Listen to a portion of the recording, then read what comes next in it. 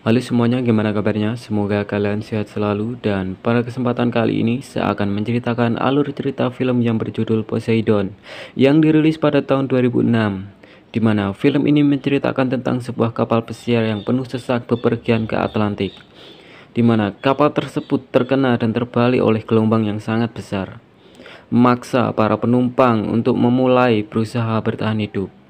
Tanpa banyak basa-basi lagi, langsung saja simak videonya.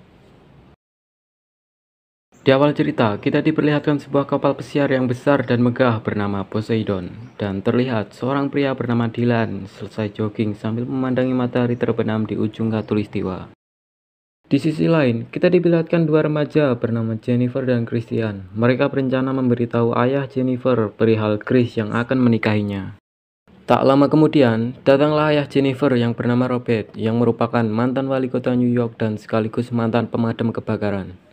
Belum sempat mengatakan yang sebenarnya, ayah Jennifer pun menegurnya karena tidak merasa nyaman jika mereka berduaan. Mendengar perkataannya tersebut, membuat Jennifer marah dan pergi. Lalu scene beralih kepada gadis yang bernama Elena, dan terlihat mencari suatu tempat dan tanpa sengaja Elena bertemu dengan Dylan. Oh, I'm sorry. Kemudian Elena bertanya, di mana letak ruangan dapur? Tujuan Elena mencari dapur ialah mencari pacarnya, dan Dylan pun menunjukkannya. Pria ini bernama Nelson. Dia adalah seorang arsitek profesional. Dan di sisi lain, Elena bertemu dengan pacarnya. Dan dengan nada polos, alasan dia keluar adalah karena bosan. Betina memang suka seenaknya. Padahal pacarnya sudah menyuruhnya untuk tetap diam. Di sisi lain, tepatnya ruangan dansa, nampak sang kapten membuka acara perayaan tahun baru, dan nampak di sana ayah Jennifer, Dylan, dan satu lagi orang bernama Lucky sedang melakukan perjudian. Dan tak lama kemudian, Jenny dan Chris datang menemui ayahnya. Karena ayahnya orang yang sopan, dia tak menyukai cara berpakaiannya dan menyuruhnya membenahinya.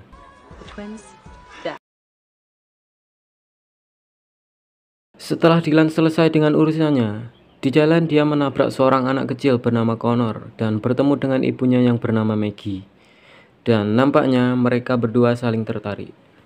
Di sisi lain, nampak Nelson sedang menceritakan tentang kekasihnya yang telah pergi meninggalkannya. Karena tengah bersedih, ia pun keluar untuk mencari udara segar. Nampak di ruang kontrol kru merasakan keanehan. Dan tahun baru pun dimulai, di mana hari tersebut diharapkan menjadi lebih baik, malah menjadi bencana. Di sisi lain, nampak awak kapal mengamati sesuatu.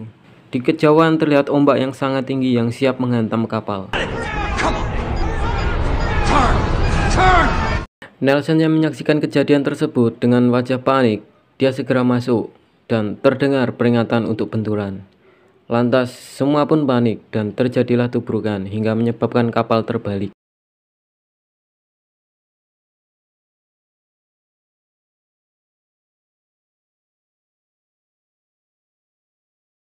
Beruntungnya ruangan pesta setidaknya belum terisi air dan masih mampu menahannya. Sang kapten menyuruh semua tak terkecuali ayah Jennifer yang notabene mantan wali kota. Namun ayah Jennifer bersikeras untuk mencari anaknya, walaupun sang kapten berkata di ruangan ini aman. Di sisi lain, Connor dan ibunya berusaha membujuk Dylan agar mau membawanya keluar, dan ayah Jennifer datang dan menyetujuinya. Lantas Nelson juga bergabung dan mengatakan, aku seorang arsitek, jangan mempercayai ucapan kapten. Ruangan ini tidak didesain untuk terbalik. Lantas mereka mencari akses ke atas dan dituntun oleh seorang pelayan bernama Valentine. Dan sampailah mereka di lift, di mana lift tersebut satu-satunya akses ke atas. Satu persatu naik.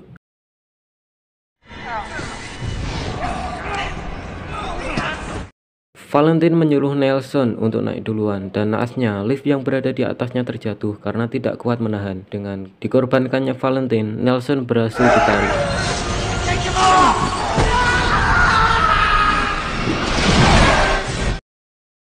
Di sisi lain, nampak Jennifer, Elena, dan Lucky berusaha mengeluarkan Chris yang tertimpa reruntuhan.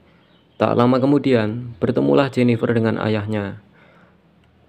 Dan nampaknya Nelson tertarik dengan Elena. Sementara itu, Dylan dan si kecil Connor menemukan jalan ke atas dan sampailah mereka di ruang tengah, dan jalan satu-satunya melewati puing-puing. Dan sekedar info saja, si Lucky ini merupakan orang yang bersifat kekanak-kanakan, dan biasanya orang seperti itu akan kena batunya. Dan benar saja, saat dia hendak menyeberang, dia tertimpa reruntuhan.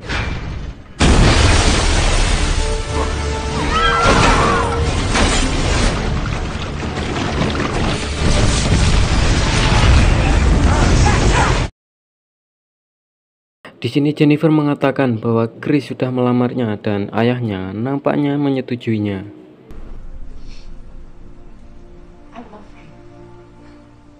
Masih dengan keberanian Dylan, dia melompat ke air dan membuat jalur penyeberangan menggunakan selang.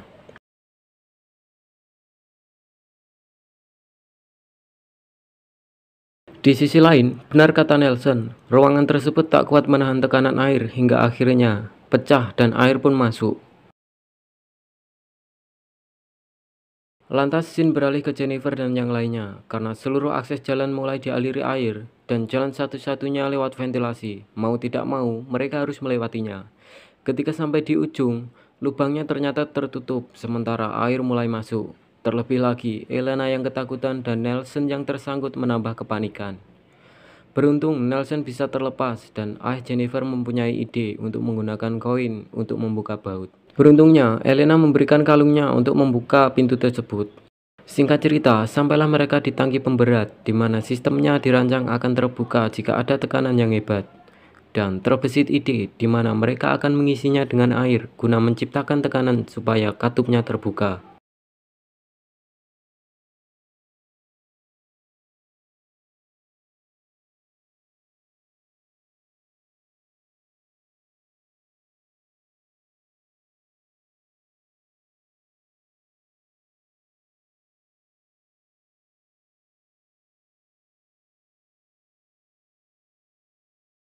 Dan upaya tersebut berhasil. Kini mereka harus melewati lubang palkat.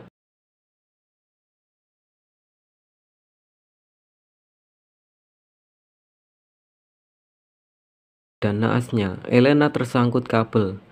Karena sifatnya yang mudah panik, dia terbentur tepat di kepala dan nyawanya tidak tertolong.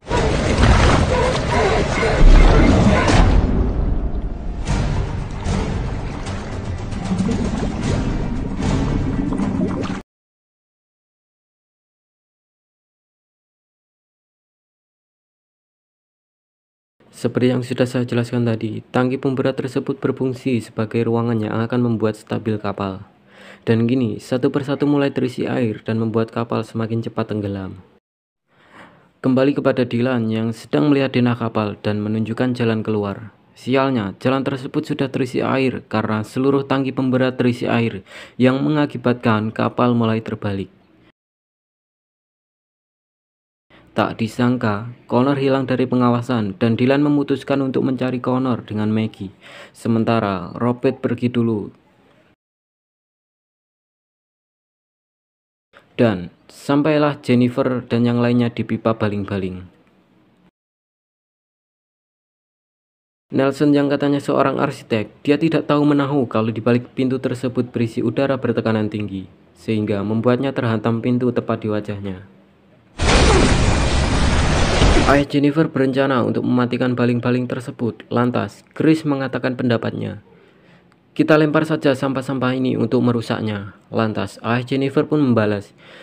Baling-baling tersebut berputar ke arah yang salah, dan itu justru akan menendang semua kembali masuk.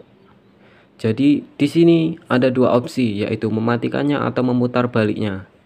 Lalu scene beralih ke Jennifer, di mana Jennifer melarang ayahnya untuk masuk ke ruang kontrol karena Jennifer tahu akan resikonya. Dan tanpa sepengetahuan Jennifer, ayahnya langsung menyelam ke ruang kontrol. Tell me how I...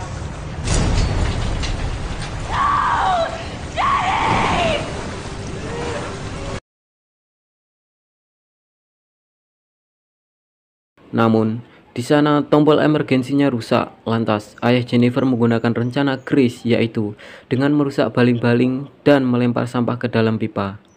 Karena terlalu lama berada di dalam air, ayah Jennifer kehabisan nafas. Di saat-saat terakhirnya, dia berhasil menekan tombol port untuk memutar balikkan arah putaran baling-baling. Di sisi lain, Dylan dan Maggie bertemu dengan Connor.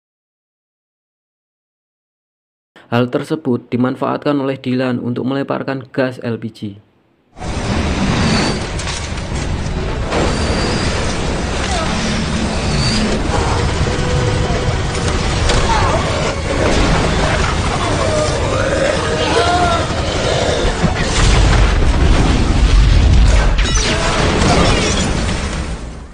Singkat cerita, mereka keluar dan terjun menuju rakit.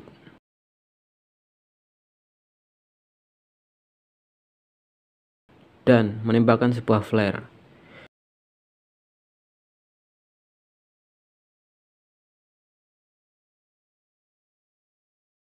Tak lama kemudian, helikopter penyelamat datang dan peristiwa tersebut hanya mereka berenam yang selamat. Dan film pun berakhir. Ending yang mengharukan. Kalau menurut saya pribadi, filmnya cukup seru dan endingnya juga udah klimaks. Mungkin beberapa dari kalian beranggapan kalau film ini seperti film Titanic. Ya, kalau menurut Mimin sih juga begitu. Tapi yang jelas, film ini menceritakan tentang kapal pesiar yang tergulung oleh ombak. Dan penumpangnya juga harus berusaha untuk bertahan hidup. Baiklah, sampai di sini saja cerita film hari ini dan sampai jumpa di video selanjutnya.